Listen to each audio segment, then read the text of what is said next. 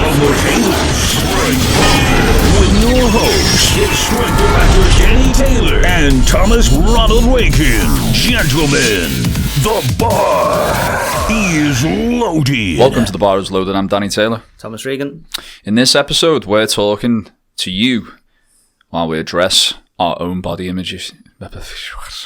I can't talk. I was so articulate when I first came in. I'd done the whole Grease, ramalama, kadinga-dinga-dong, shubab, shabadawadi, yippity-boom-da-boom. Clearly, I can put words together, because they are words. We are addressing our body image issues, our own, because there's a massive stigma around this, isn't there, Thomas? Mm-hmm. And I know you feel strongly about this, because I feel like, and I know we spoke briefly before the show in regards to this.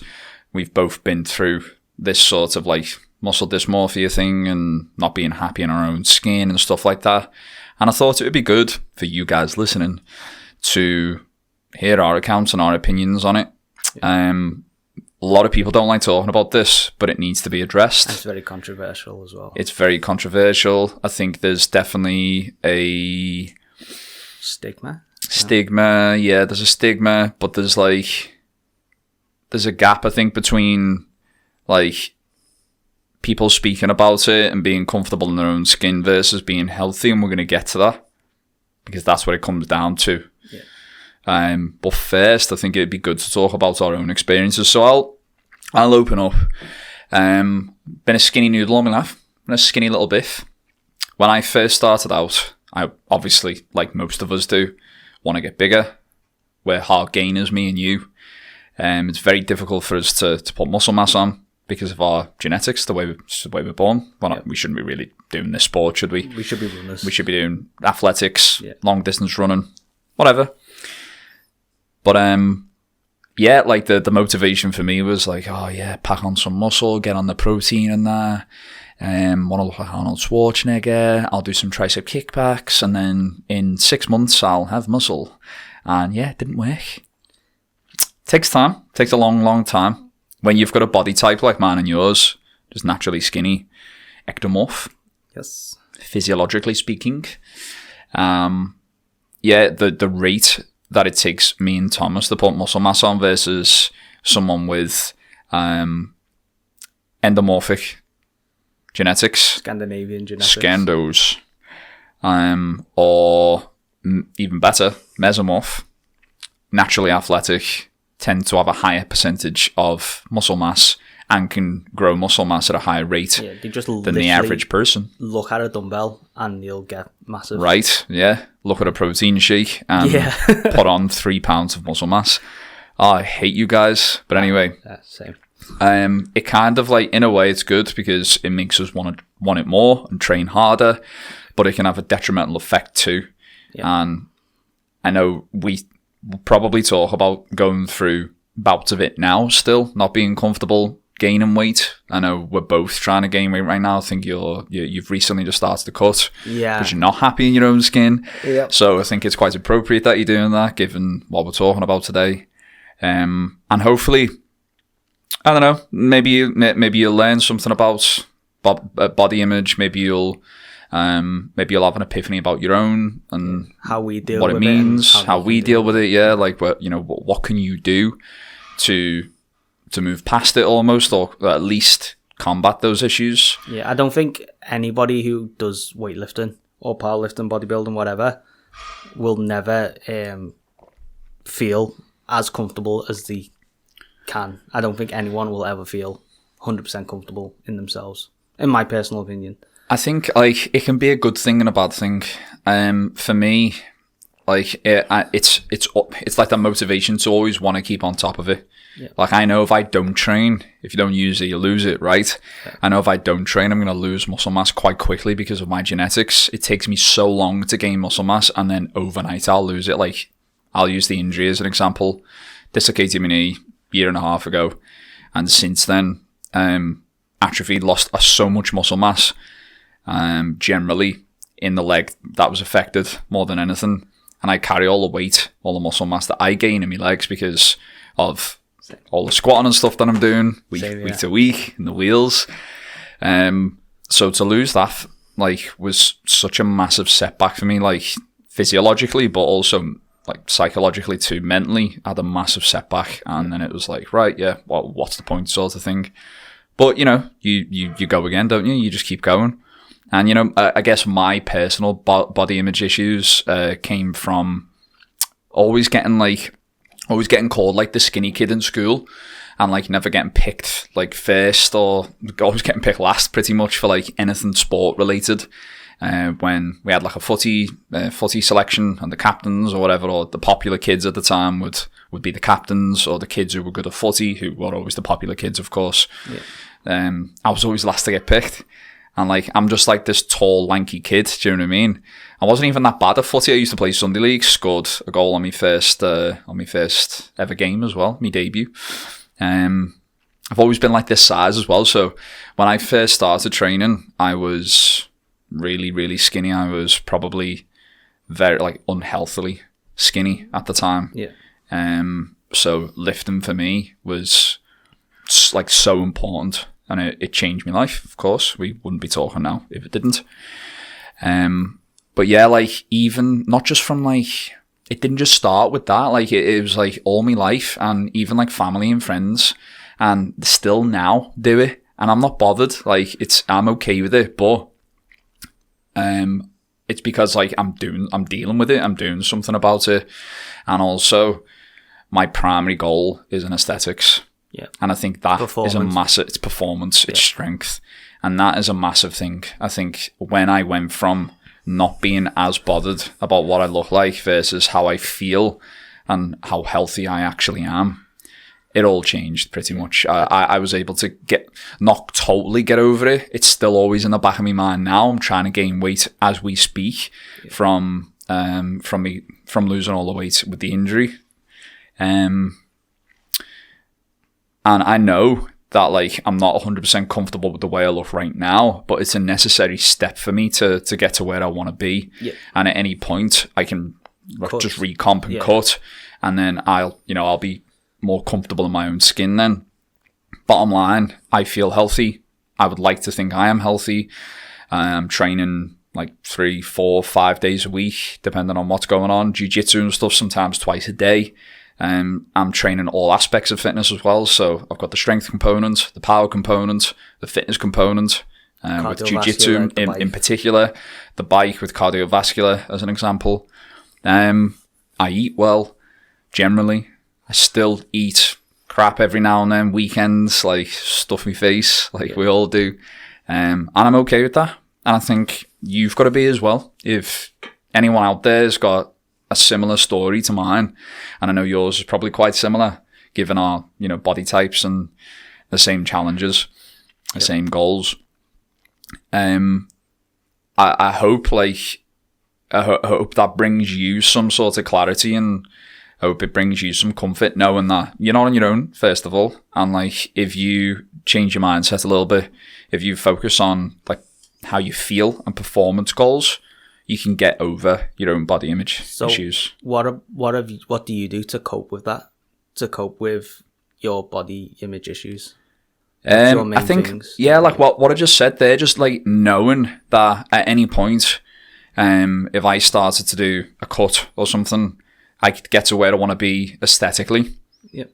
So how I look visually, I know I could achieve that look if I wanted to at any given point.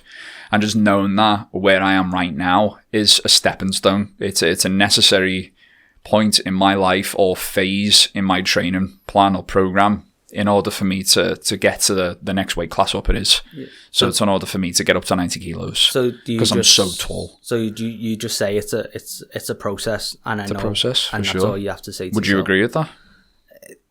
A little bit, but I mean, for me, it's like we always discuss it, don't we? Like, normally every week we say something about like what if we're cutting, are we bulking, whatever. Yeah.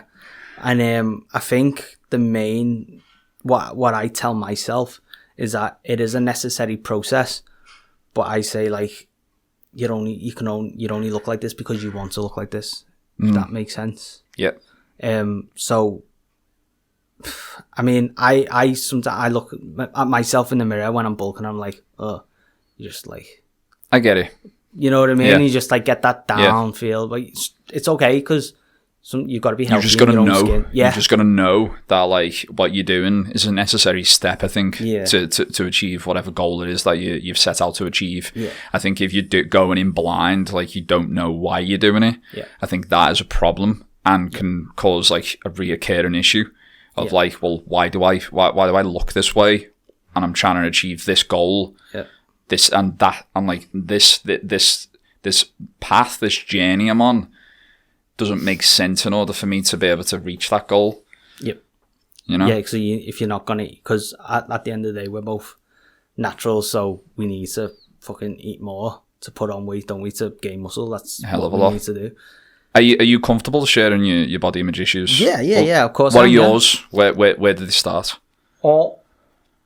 Sorry. I started really early on, I think. I can't remember what age I was, but I was always small, skinny. Like, I'm only 5'7", so, and I was always a small kid playing footy. Like, never got picked or anything because I was small. I'd always be like a bench player because I was small. And there's so many kids like taller than me, better, stronger than me. And I remember one game, I forget why, but I said to my dad after the game, I was like, listen, I want to go and get some weights because I want to fill myself out because I'm too small. And that's when it stemmed from. I don't know how old I was. Maybe like 14, 15 maybe. But I didn't start the gym till I was 18. It's mad, isn't it? How young we are when we start thinking about where our body image issues originated. I think it starts from when you're a toddler, to be honest. I do think it starts subconsciously when you're a kid. When you grow up like watching like wrestling, or you watch like, I used to watch like fucking playing with Action Man, Power Rangers, you know what I mean? And they're all superheroes, they're all massive. Yeah. And I think that's watching Rocky, Arnie. Exactly. And I remember doing I did an assignment on this on bigorexia and body dysmorphia. Was this for your sports psychology? Yeah.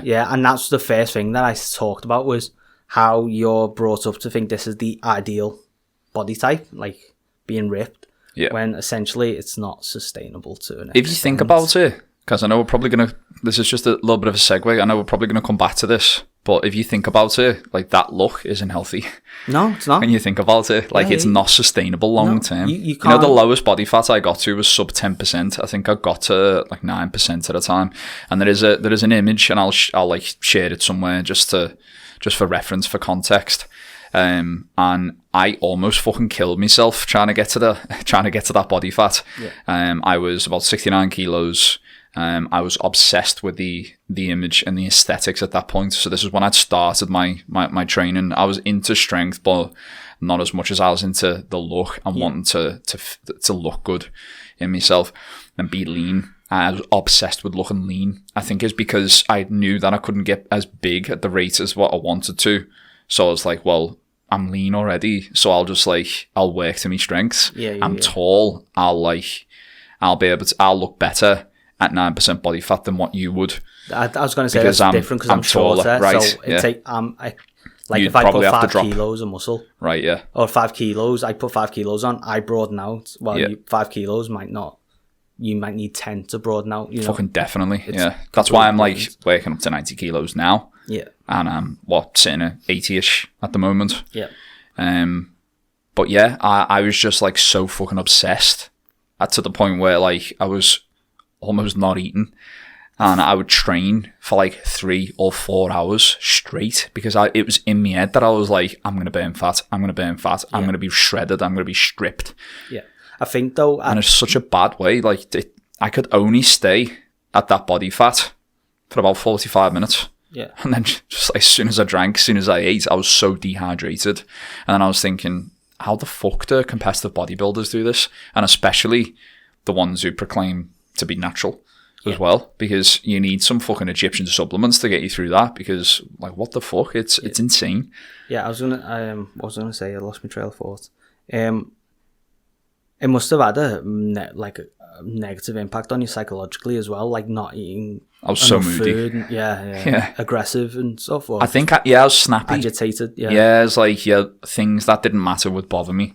Yeah. And like, I took my meals so seriously the timing had to be perfect, and if it wasn't, the whole fucking thing was ruined. Yeah. You know, and there's so many So, times like, where I all had or to nothing start mentality.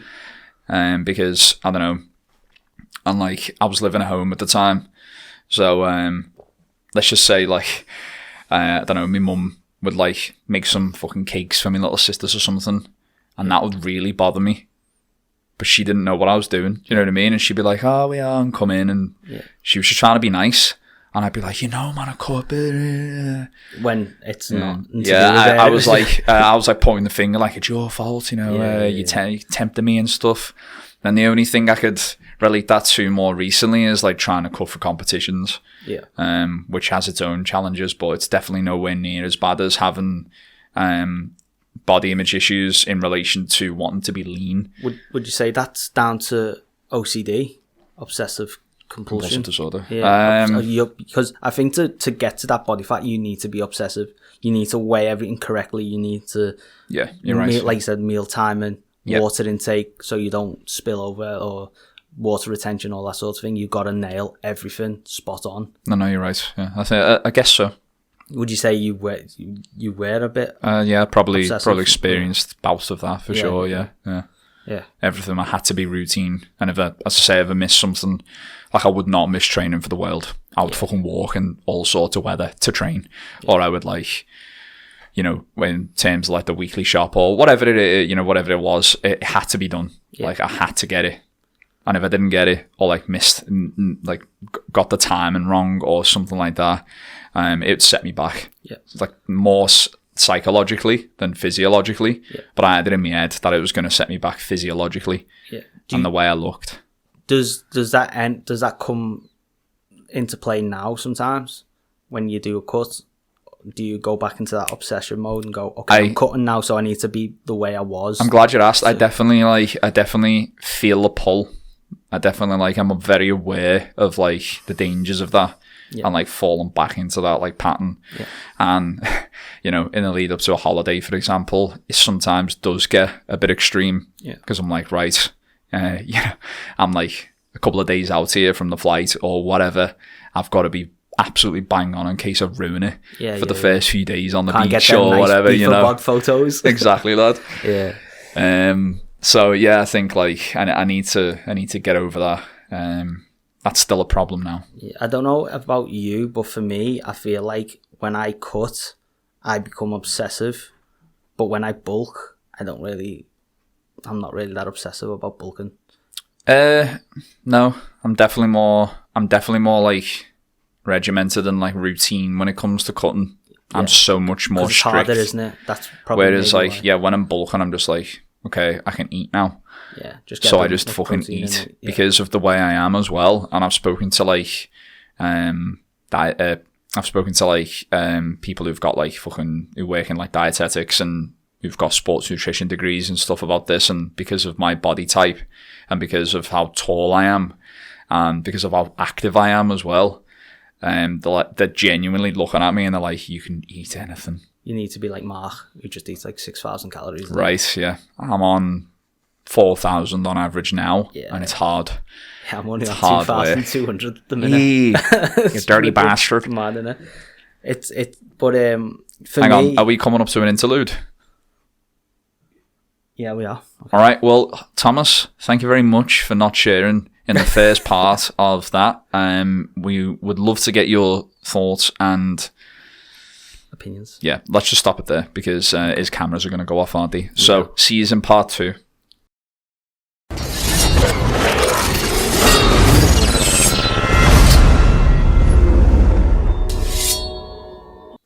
We're live. Welcome back to part 2 of me and Thomas addressing. Why can't I fucking say this? Welcome back to part 2 of me and Thomas addressing our body image issues. There you go. Shit, that's difficult to say. Thomas, can you talk to me about your experiences with your... Can you talk to me about your experiences with your body image issues? Why can't I? It's such a fucking tongue twister, that. Body image issues. Body image issues. Body image issues. Yeah. Issues. Big issue. That's it. And your experiences with muscle dysmorphia. Yeah, so... personal. When I first started lifting, I was 17 or 18, I was about 50, 60 kilos, maybe a bit higher, 62 kilos, which is literally like a twig. I was literally a twig. So in relation to your starting weight and your height, we were probably quite similar builds then. Yeah. Given I'd started lifting at 67, 68, something Yeah, like so that. we're probably about the same. 6 foot. Yeah, So, definitely the same then. go on. So I actually started lifting because I wanted a bit more confidence in my body, but I'd look at myself and I'd be like, I'm a fucking twig. Like at first I wanted to get bigger for football, mainly for football, and just to feel good about myself.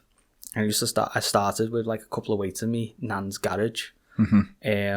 Started seeing a bit of muscle coming through 6-12 months in.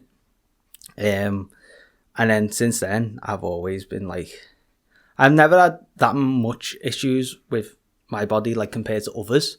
Like I reckon I'm on the low end of the spectrum when it comes to like muscle dysmorphia and bigorexia. I'm the same. Yeah. But that's what I said. I think everyone has it to some degree. Yeah. And I remember listening to, remember Bro Science on YouTube? Yeah, yeah. Yeah, and he said the day you start lifting is the day you become forever small. And I was like, yeah, that's the bombshell there. Yeah, You can end that's it there. bang on, isn't it? It's bang on. Yeah. And ever since then, I've been like trying to chase getting bigger, bigger, bigger. And then when I'll get to a certain body fat, I'll pull back, and then I'll try and go again. And I think after, I'm 27 now. After 5-6 years of it, I think I'm starting to like get used to.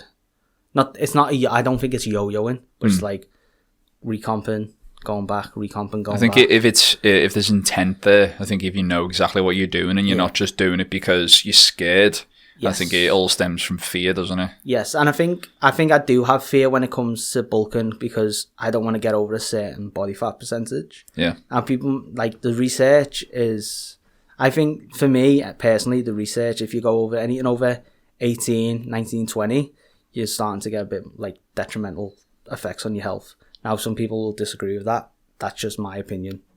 And then if I get to a certain body fat percentage, I'll cut back. So at the minute, I am as of this morning, I was 19%, even though I've been cutting for a week. So I need to cut. I'm gonna keep cutting. Like if my body fat percentage is down, but then I won't go under 12, 13, 14, depending on how I am. Just so I can see where my muscle, I can still see muscle, if that makes sense. And I don't want to spill over. I don't want to get too big. Yeah, I think that's a fear of. I'll have to look at it again, but from what I know, it's up to about 23-24%, 25 tops. Yeah. Before it starts becoming very unhealthy, and it can give you problems like leading to like coronary heart disease and obesity, clogging up your veins. What is it? What's the word I'm looking for? Fat deposits in your slows your heart down.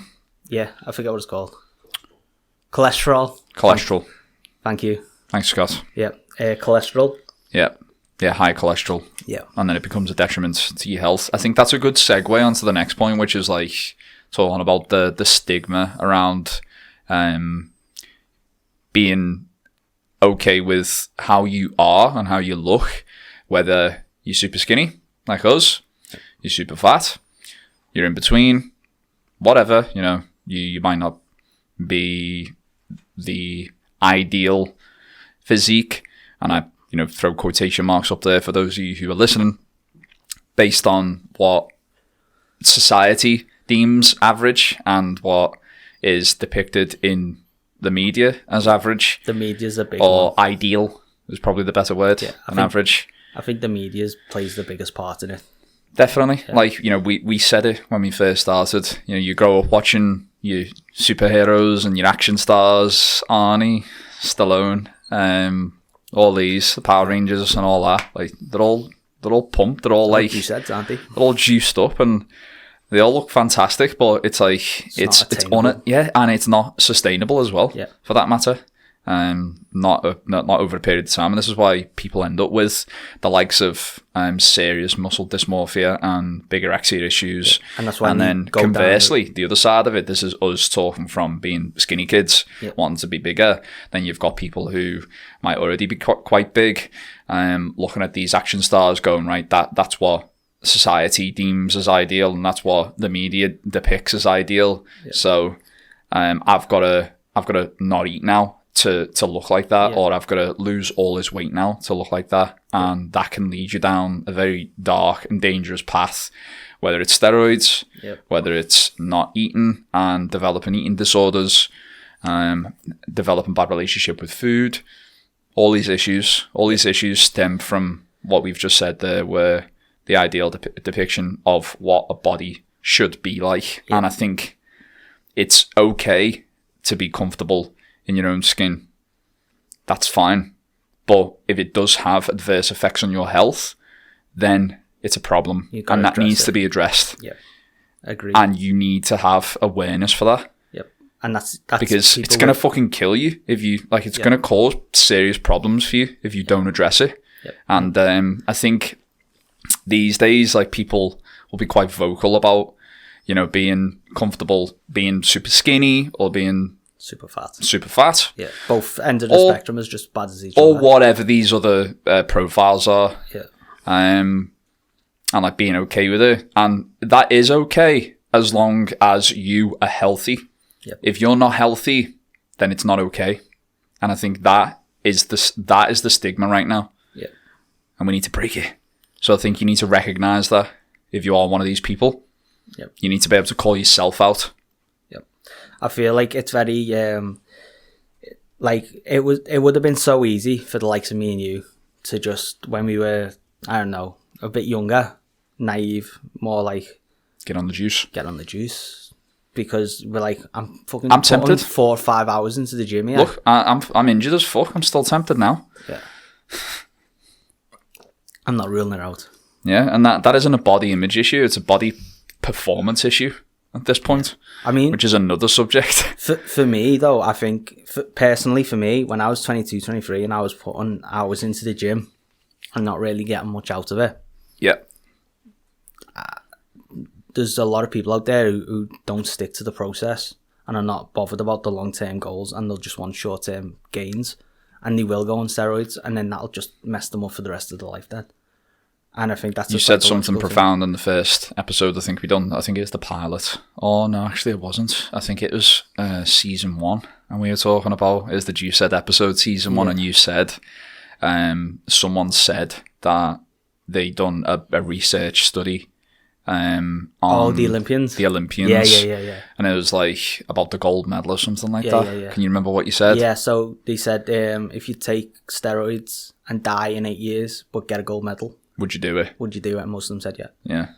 It's insane. Yeah. I think that's definitely another episode, because we're talking about like visual aesthetic now, aren't we? Yeah. So yeah, I think you as an individual need to break the stigma. You need to recognise the difference between being comfortable in your own skin versus the adverse effects on your health. Yeah. And psychologically as well, because if you have like an eating disorder, or you have a body image disorder, whatever you have, I think you need to, if you have it, I think you're going to keep it. There's no, like, you're not going to wake up one day and say, okay, I don't have an eating disorder now, or I don't have body image issues. You've got to work on it. Got to work on it, and it's just going to be in the back of your head. Yeah. And personally, that's what I feel. I've never had an eating disorder. I kind of have bigorexia on the small. I think we probably both have, to an extent, if we've been extreme with our cutting. Yeah. So that is probably associated with like a poor relationship with food. Yeah. Which you wouldn't call a serious eating disorder.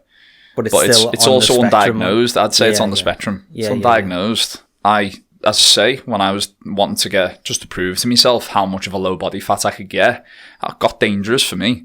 Yeah. It's probably on like sub 1,000 calories a day.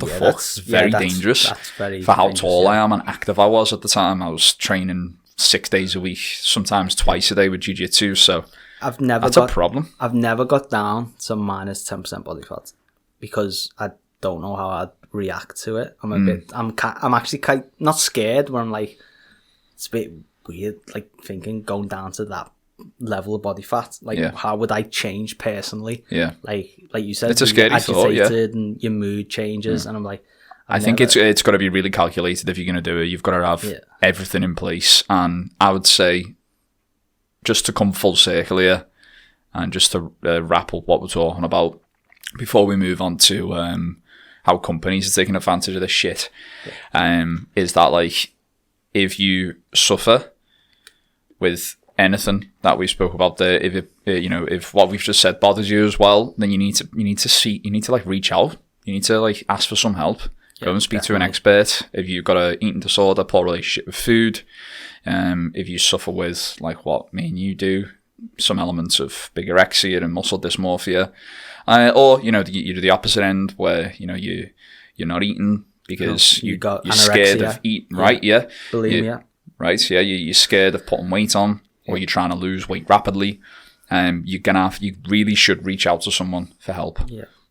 And if you know I think if you know somebody as well, or a friend or a family member, speak to them. You've got to speak to them. You've got to say, listen, I don't think it's healthy that you're doing this. And at least you're putting it out there. They might tell you to fuck off. Yeah, leads to depression, anxiety, all these mental health issues that you hear about these days. Yeah. A lot of it can be related to this. And avoided. I didn't mention, if I'd say if I'm bulking, right, I don't know about you, but say if I don't eat enough food, so I know some people that'll like eat like 1,000 calories in the space of an hour before going to bed because they have to eat it all. That's okay, me. So do you do eat that? all my calories before bed. You do that? Okay. Yeah, because I'm so fucking into. I'm just like in this fucking bubble when I'm working. Yeah. I don't really eat throughout the day. Yeah. So I eat a lot of food in the morning before I leave. I'll have one meal, as you've seen, after lunch. After training. Then. Give them a shout out. Fairfield, Liverpool. There you go. The discount. And then I eat all of my calories before bed to make up for that deficit. And do you do that because you feel anxious of not eating enough, or do you do it more for the fact that because you just got to do it? Bit of both, I think. A bit of both. I think there's definitely some anxiety-related issues there. Like, if I don't eat enough before bed, I'm like, well, I've not hit me calories there. Now what? I'm like behind now. Yeah, see, and that is a me problem. Yeah. I'm dealing with it. I don't think that's a you problem though. I think everyone has to deal with that. What I mean is that it's my shit and I'm dealing with it. Oh yeah, okay. I'm okay. I am dealing with me shit right now, but yeah, definitely. I think I know. I've got a client. He probably doesn't want to be named. Who does do this? He probably knows that I'm talking about him right now as well. Yeah. He does this, and you do adapt. I've been doing it for years, and it's just the way it is now. I don't think long term it's great, but also I'm just fueling up all at once. Yeah. For the following day. See, so for me, I don't care, and I shouldn't. Now that the way you just said that is like, I should, like, if I have to eat an extra 700 calories before bed, I don't do it. Right. So maybe I'm not. It's interesting. Doing it properly. I'm not bulking properly. Shit, shouldn't have said anything. There you go. Well, look. But then on the other end of the spectrum, when you're cutting and you're over 500 calories, people will be like, shit, I'm really beat themselves up. Yeah. And then the next day, they'll like reduce the calories. Yeah. And that would be the extreme. That's and that's just like, it can lead to that whatsoever, is it? Yeah, that's what it can lead to. Yeah. Do you reckon that's more on the extreme side, isn't it? It is, definitely. But that's what it can lead to. Yeah. So you've just got to address it, get in front of it. Yeah. How are companies taking advantage of this? Where do we start? Test boosters for me and you. I mean, if you look at how products are advertised, if you look at how clothing is advertised, a lot of it is more inclusive now. Yeah. But that can also be detrimental too. People are never happy though. True. Most people, they'll try something different and then they'll just complain anyway. That's true. So everyone just complains most of the time. Well, But I think people are it's getting more inclusive. it is more inclusive now, which is good. I think companies are still bastards the way they take advantage of the fact that people might be suffering with body image issues. Give me an example. Give me an advert of a protein shake, like whether it be Gold Standard or whatever, and people like me and you are on the cover. Right. If you go on any, and we're not going to single them out, but if you go on any supplement site or Instagram feed, you can do it right now. I can guarantee you the first 6 posts are all mean, lean, ripped models, jacked. Yeah. Or definitely not on the other natural. end of the spectrum, it's like women who are like really, really skinny, right? Or really massively hench, which again is holding the attainable. product that they want they want to sell to you, like some juiced up bodybuilder with like test boosters going, these work, these are the only things I use. Some of the disgusting fucking, and I'll use fucking acai berries as one of them, as like fat burners. And you'll see like very lean, mean, fucking absolutely shredded athletes saying that they swear by that product. But it's Anabar, really, isn't it? Right, yeah. But really, they're doing other stuff. They're manipulating the food. They're manipulating the water intake to look like that for that shoot to sell you that product. So you've got to be very careful and be able to see past all that. There was a couple of years ago, I remember, and it stays in my head. A guy from Liverpool, and he took too many fat burners, and his heart just fucking exploded. He died because he was taking too many fat burners because it wasn't working. It wasn't working, so he took more. And obviously his heart fucking exploded, died, and that is like, these are what companies do to people.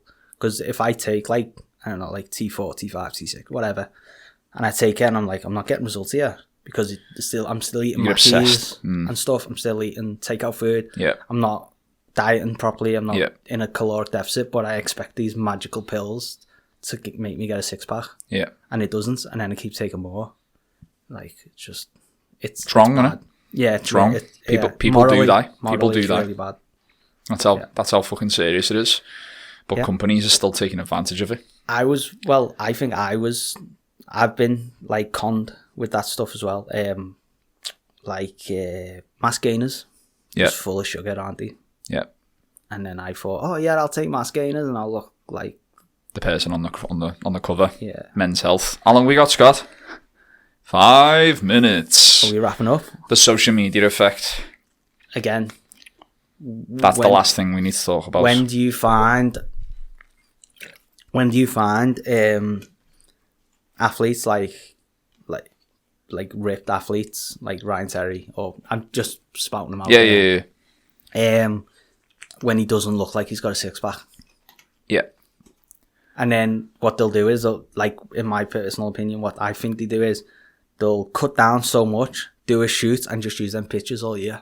Have you ever seen a documentary called Bigger, Stronger, Faster? Yes. They do that, yeah.